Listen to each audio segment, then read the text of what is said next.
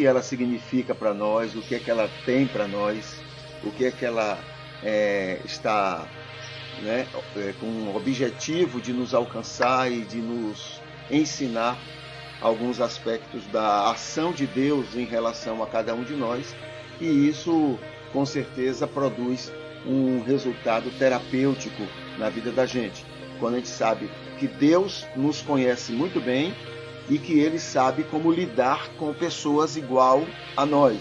E Ele sabe lidar com muito carinho, com muito respeito, né? com muito trato. Né? Então Deus tem uma maneira muito especial para cuidar de cada um de nós. Ele sabe perfeitamente os limites de cada um e a maneira de ser de cada um, e sabe amar a cada um de nós especialmente, não é? E nos tratar, e nos acolher e cuidar de nós. Então é isso que a Bíblia basicamente quer mostrar. Às vezes algumas pessoas insistem, entendem que a Bíblia está ali para colocar regras, para colocar limites, para colocar uma série de coisas na vida do ser humano. A própria Bíblia diz que Deus sabe que nós somos, por nós mesmos, incapazes de sermos obedientes. Então, seria como que jogar conversa fora, não é? Esperando que a gente seja cumpridor de regras, quando não somos capazes disso. O próprio apóstolo Paulo lembra que aquilo que ele quer, ele não faz. Ele não consegue. E por ele só, por ele mesmo, ele não faz, ele não consegue. E Deus sabe disso de cada um de nós. Então, não é simplesmente botar regras, não é isso que a Bíblia, não é, tem. É claro que alguns escritores bíblicos assim entenderam, mas não é isso, porque Deus sabe que isso não funciona. Né? Como é que Deus age? Ele conhece, ele sabe exatamente quem somos, ele sabe o que é melhor para a gente, e ele então nos auxilia, nos ajuda para que a gente possa vencer nós mesmos e chegarmos ao patamar, ao status que ele gostaria que estivéssemos. Né? Claro que isso é um processo. Por que é um processo? Ele poderia fazer de vez? Poderia. Mas se ele faz isso de vez na gente, a essencialidade, o essencial do ser humano desaparece. Fica aí mais uma coisa de um robô. Ele está ali atendendo alguns botões que Deus vai apertando. Na verdade, não é para isso que Deus nos quer. Ele nos quer como pessoas. Então, ele vai trabalhando a vida da gente, né, respeitando, né, essa nossa individualidade. Tá bom? Nem por isso ele nos ama menos, né? Mas ainda assim, ele quer o melhor para nós e ele cuida de tudo para que isso possa se concretizar. Tá bom?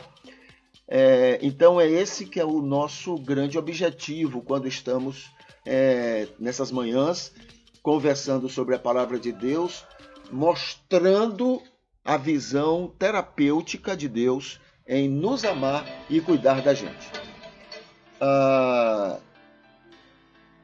Bom, basicamente é isso, e o nosso bom dia então para todos, e que esse dia seja um dia maravilhoso, né, no nosso relacionamento, não só com a gente mesmo, mas com as pessoas, com o próximo, com aqueles que estão ao nosso redor, como também a nossa relação com Deus. Se a gente agir bem com a gente e com o próximo, a gente com certeza vai estar agindo bem com Deus, entendeu? Você alcança Deus sendo bênção para as pessoas.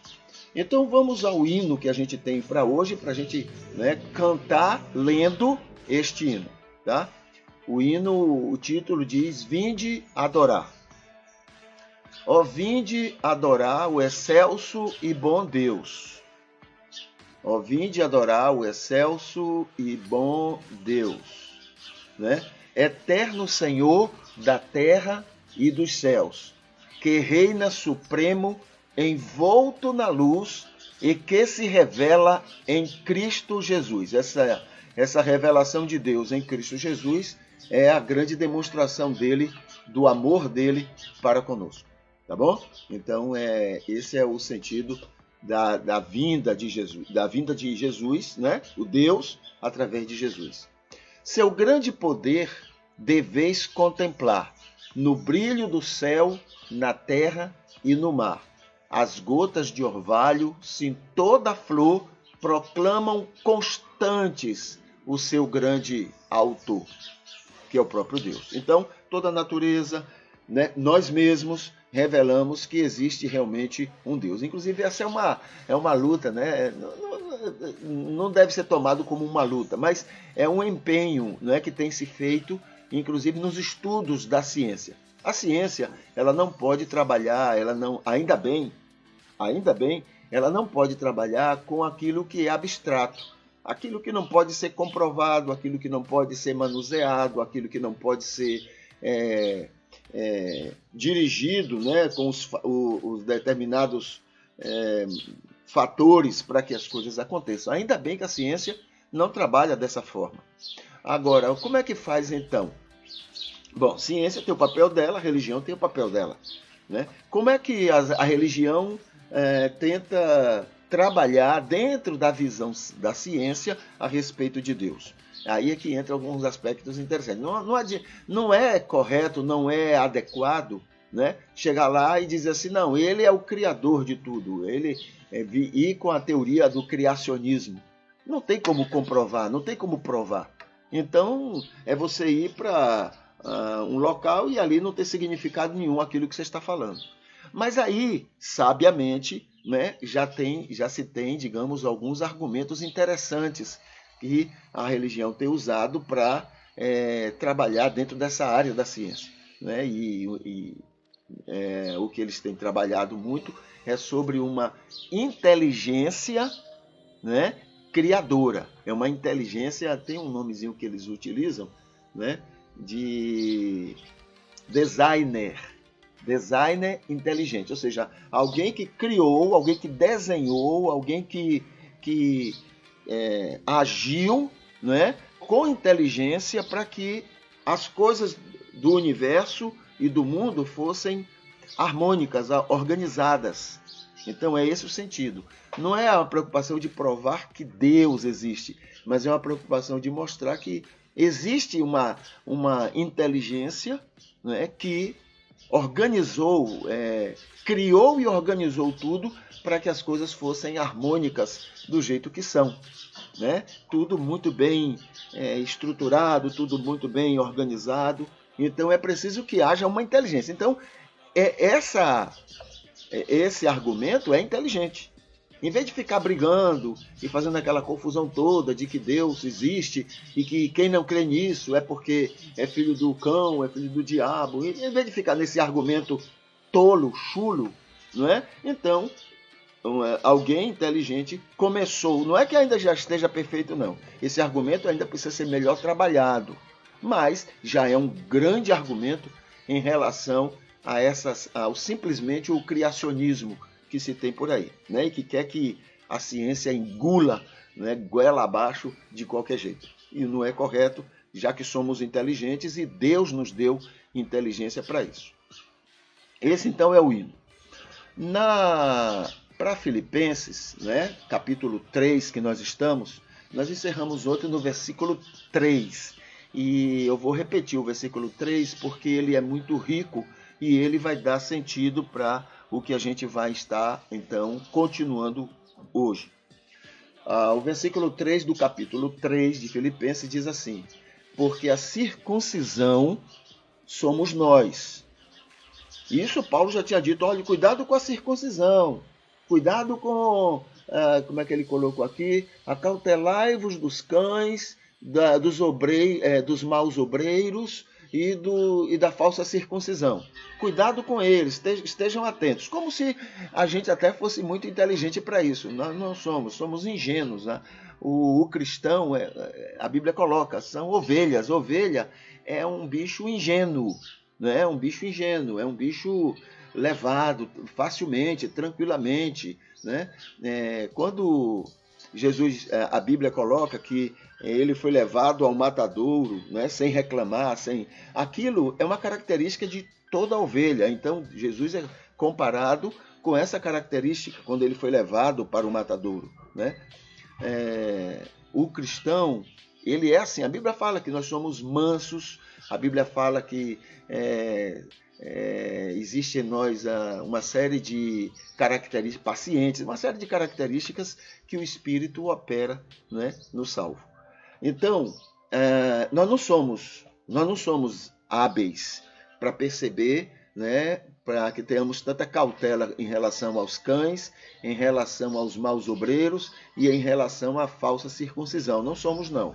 Agora, o Espírito de Deus é que vai nos dando discernimento, vai nos dando, né, alguma orientação aqui, uma orientação ali, e vai então nos desviando dessas coisas. Porque se fosse por nós mesmos, não teria jeito, a gente estaria sempre sendo levados tranquilamente, facilmente, por toda onda, toda tolice. Né? Aliás, é por isso que o cristianismo é isso que a gente conhece aí, tão mal falado, tão mal visto. Quando se fala em cristianismo, o que se pensa não são coisas positivas, são coisas negativas, por causa disso.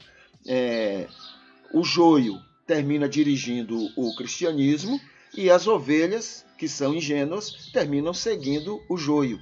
E o joio não tem nada a ver com o cristianismo, mas está lá dizendo que é cristão, né? Toda hora falando o nome de Jesus, Jesus, Jesus, Jesus, Jesus, Jesus, e todo mundo acredita que ele seja cristão e que cristianismo é aquilo. Aliás, Gandhi mostrou essa situação, né? Ele chegou a dizer que ele não poderia ser cristão para ser igual a um monte de cristãos que ele conheceu no tempo dele. Então, agora vem então, versículo 3, porque a circuncisão somos nós. Circuncisão aí quer dizer o fato de fazermos parte do povo de Deus, não é? Então, a circuncisão é essa marca. Então, quem é marcado como povo de Deus não era o judeu. É o que Paulo está falando. Marcados como povo de Deus são os salvos, aqueles que foram alcançados pela misericórdia, pelo perdão de Jesus Cristo. Então, nós somos essa circuncisão, que servimos a Deus em espírito e nos gloriamos em Cristo Jesus e não confiamos na carne. Olha que características maravilhosas. Deus, Jesus, e nós não confiamos na carne, no poder, né, da nossa iniciativa. A gente não confia nos nossos méritos, porque não temos méritos. Estamos confiados em Jesus Cristo, naquilo que ele fez na cruz. Versículo 4 diz assim: se bem que eu poderia até confiar na carne. Ele falando, né? Então, por que ele vai usar isso? Ele vai mencionar aqui, para mostrar que, na verdade, não há confiança na carne. Ele diz assim: se bem que eu poderia até confiar na carne, se algum outro julga poder confiar na carne, ainda mais eu. Quer dizer, se fosse pela questão de se confiar na carne, ele disse que ele poderia também confiar. Se fosse a carne, né? Quer dizer, ele vai falar da religiosidade dele, preste atenção. Circuncidado ao 8º dia, da linhagem de Israel, da tribo de Benjamim, hebreu de hebreus, quer dizer, filho de hebreus, quanto à lei, fui fariseu. Então, se a vida cristã fosse pelo mérito pessoal, ele está dizendo, então eu estaria muito bem. Eu estaria, né, muito bem colocado, porque eu tenho uma vida aí religiosa muito dedicada. Mas eu sei que não é isso, isso não significa nada, né?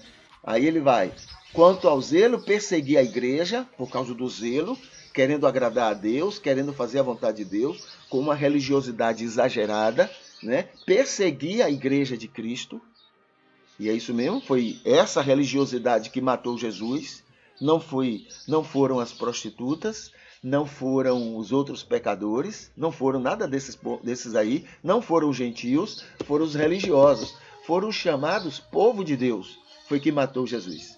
O chamado povo de Deus é quem matou Jesus.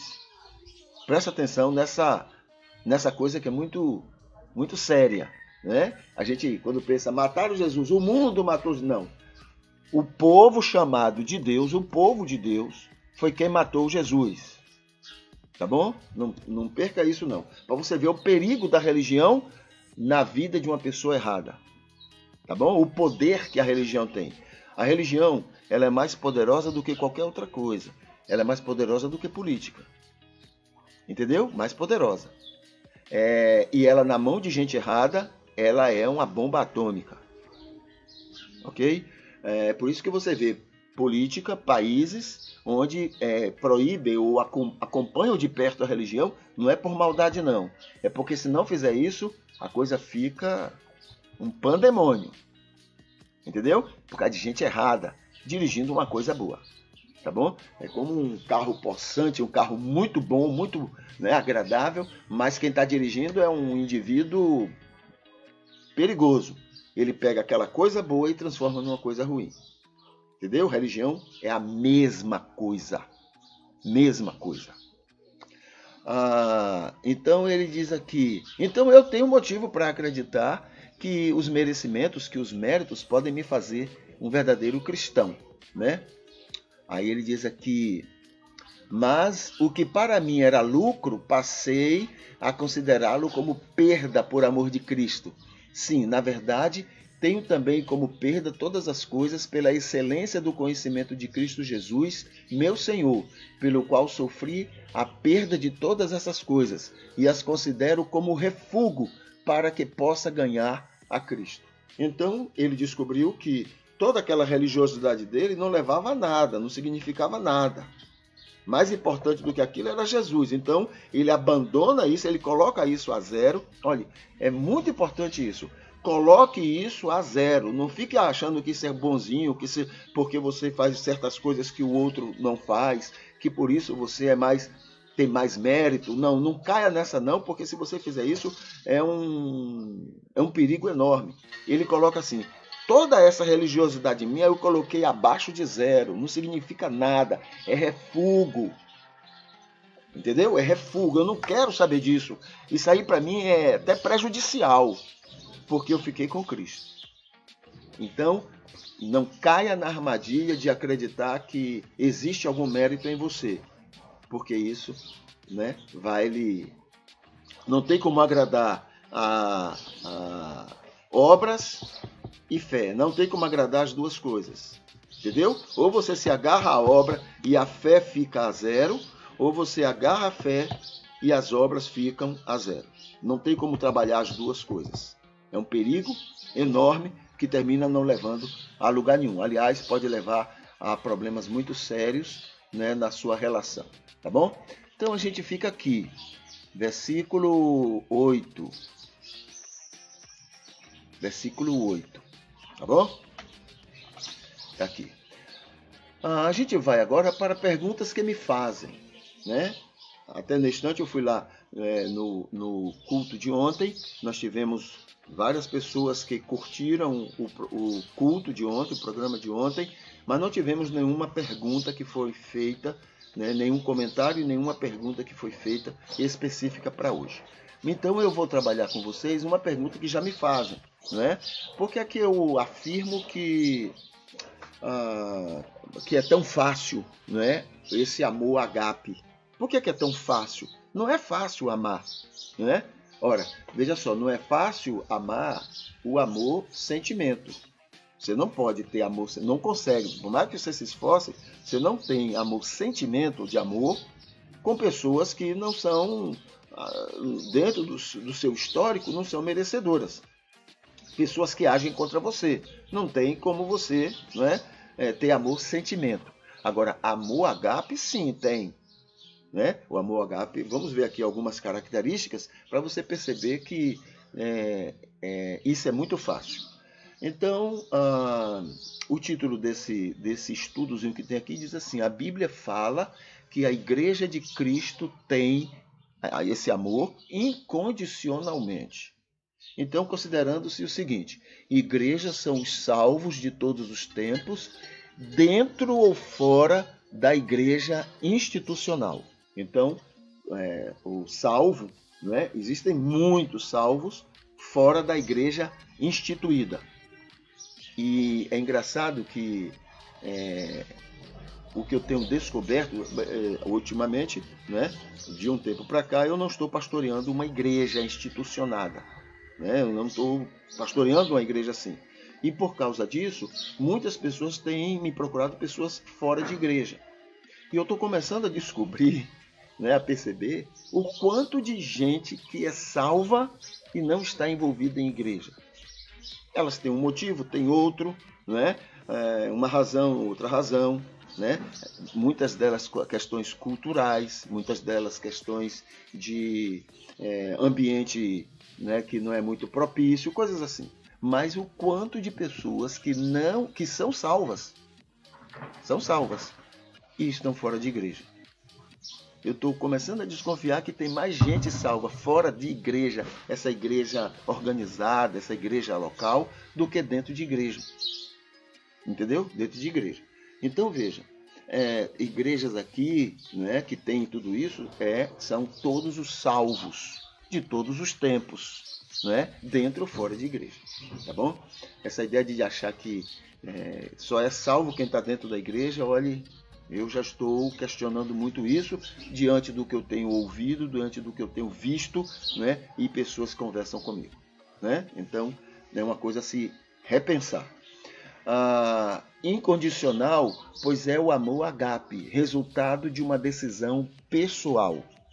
Então, veja só, não é um sentimento, não é algo que eu sinto. Eu não sinto amor por todo mundo. Eu não conseguiria. Mas eu decido, é uma decisão minha de amar a outras pessoas. Entendeu? E isso é fruto de duas coisas. Aqui tem assim, olha, essa decisão pessoal é fruto do imagem e semelhança e mais o Espírito Santo. Então, tem pessoas, né, que, bom, por sermos criados à imagem e semelhança, todos temos esse amor em nós em relação. Todo mundo ama, né, por uma decisão, mesmo pessoas que não merecem. Agora, quando você tem a ajuda do Espírito, você então agora vai amar muito mais pessoas, inclusive inimigos. Você toma a decisão, eu vou amar essa pessoa. Entendeu? Então, isso aí já é uma obra do Espírito. Na vida até de pessoas que aparentemente não são crentes. Vamos falar assim. Né? Aparentemente não são. Não são de igreja, digamos assim. Tá? O imagem e semelhança pode ser humano. Todo ser humano, né, foi criado assim, e essa imagem e semelhança foi impedido pelo pecado original. Então, o imagem e semelhança diminuiu, né, e aí com ele essa capacidade de tomar a decisão de amar as pessoas. O Espírito agora ajuda essa imagem e semelhança de cada pessoa a voltar ao nível ideal. Tá bom? A ação do Espírito é essa. Quando ele trabalha isso, então todas as características do imagem e semelhança vão também melhorando, não é, no desenrolar, no desenvolvimento dessa pessoa. Agora vem aqui, textos bíblicos, 2 Coríntios 5,17. Pois todo salvo é nova criatura, tem a natureza divina restaurada. Então, a natureza divina é o amor. E amor, decisão, inclusive, né? E isso é restaurado em nós. Pois todo salvo deixou de ser ele mesmo, mas Cristo vive agora nele. Gálatas 2, 20. Gálatas 5, 21, 22 diz assim: pois todo salvo tem o Espírito Santo e amor é fruto desta presença, né, do Espírito Santo.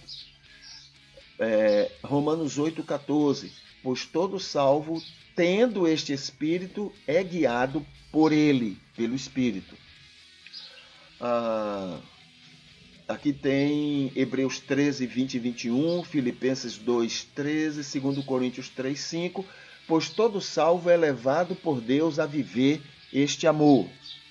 E Hebreus 8, 10. Pois todo salvo é santificado pela palavra de Deus. Né? Aí é João 17, 17 e Hebreus 8, 10.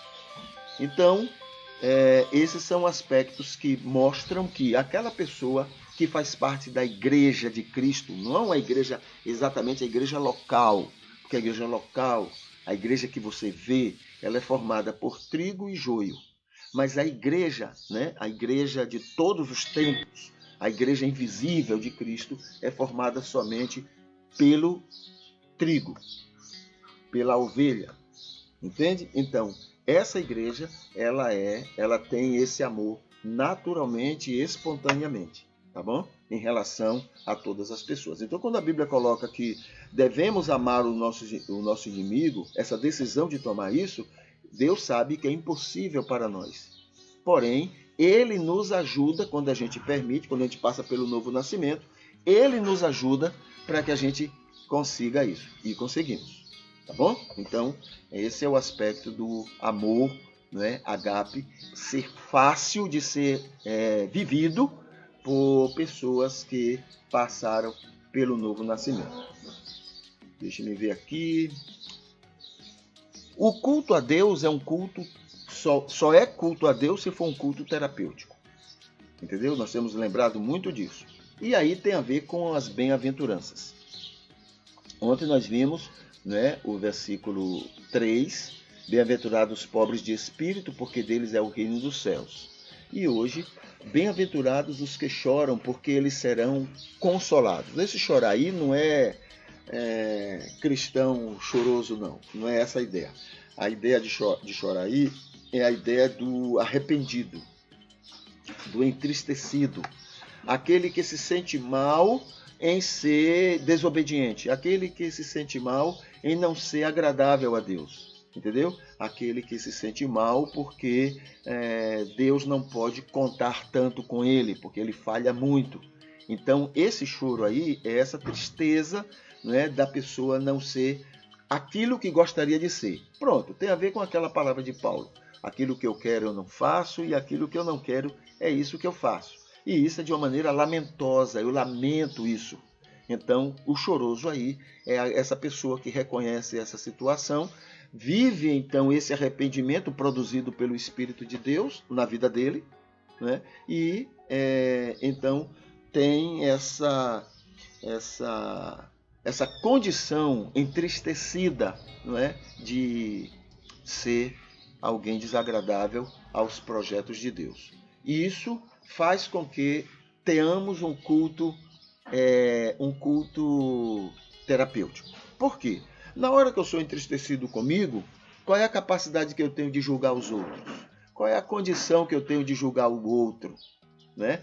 Quem julga os outros são pessoas que se sentem na condição de estar julgando o outro. Entendeu? Quanto mais você esquece da sua situação, não é? Ou quanto mais você acha que sua situação está correta, mais você fica na condição de julgar, de saber, de declarar que o outro é errado, ruim, é mau, é perverso, é isso, é aquilo. Porque você, né, não tem um ditado assim, macaco não olha para o rabo, não tem um negócio desse assim? Pois bem, é semelhante a isso. Né?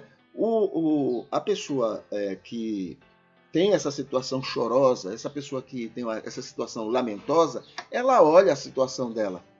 Ela vê, assim, aliás, ela passa mais tempo preocupada com ela do que com os outros. Não é? Então, quanto mais ela tem essa situação chorosa, lamentosa, mais ela está olhando ela, envergonhado dela. Né? E aí não tem tempo para olhar o outro. Mas quando a pessoa, né, não olha para si, não vê o seu defeito, ela então tem facilidade de ver, de perceber o erro e a falha dos outros. Percebe? Então isso tem a ver com o culto terapêutico. Né? O culto terapêutico tem a ver com pessoas que têm vergonha de si, tem vergonha da sua maneira de ser e então não fica expondo os outros porque, né, tem vergonha da sua maneira de encarar a vida e de viver a vida que Deus quer que ela viva, tá bom? Então, essa segunda bem-aventurança, né, bem-aventurados os que choram, então isso tem a ver com o culto terapêutico, porque quando você fala menos do outro, você está mais aberto para ir ao encontro do outro. Quanto mais você sabe a sua situação, mais você estende a mão para quem também está em situação, né, irregular, ruim, péssimo e assim por diante. Tá? A gente vai orar. Querido amado Deus, muito obrigado, Senhor, pela oportunidade que temos de estarmos na Tua presença. E muito obrigado, porque a Tua palavra, Senhor, nos mostra quem somos, demonstra quem somos e o quanto nós somos em nós mesmos desagradáveis a Ti. Mas muito obrigado, porque conhecendo cada um de nós, Tu sabes como cuidar e tratar de cada um de nós. Muito obrigado, porque a Tua palavra nos mostra isso e a gente pode passar, não é, tudo isso para outras pessoas como Tu queres que façamos. Pedimos isso e agradecemos no nome de Jesus. Amém. Muito bem, hoje é sexta-feira. Tudo indica, provavelmente à noite, nós teremos um encontro, uma entrevista com a Helenira Oliveira, né? Ela vai estar nos falando sobre, inclusive agora começou uma nova temática, que é por que coisas ruins acontecem com pessoas boas. É mais ou menos dentro dessa visão. Então, foi muito boa na semana passada, o tema foi muito bem trabalhado e deu para a gente refletir muito sobre ele e provavelmente hoje a gente vai estar aprendendo muito mais com ela, tá bom?